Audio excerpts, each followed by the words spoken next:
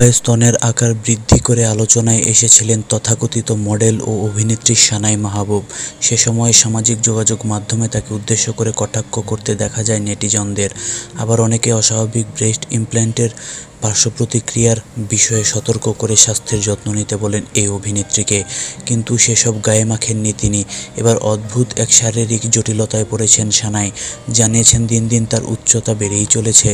জানিয়ে বিপাকে আছেন তিনি। সম্প্রতি সামাজিক যোগাযোগ মাধ্যমে একটি স্ট্যাটাস দিয়ে এই তথ্য জানিয়েছেন সানাই।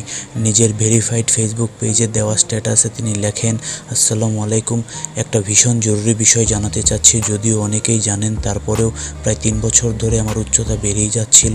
আমার উচ্চতা 17 বছর বয়স থেকে বাড়া শুরু করে। এখন আমি বিপাকেই আছি। কি করা যায়? আপনাদের সকলের মতামত আমি আশা করছি। স্ট্যাটাসটির সঙ্গে চিকিৎসকের প্রেসক্রিপশন যুক্ত করে তিনি আরও বলেন যে, আপনারা যারা অভিজ্ঞ অবশ্যই আমাকে জানাবেন যে কী করলে উচ্চতা কমানো যাবে, কিভাবে আমি আরও ফিট হতে পারবো।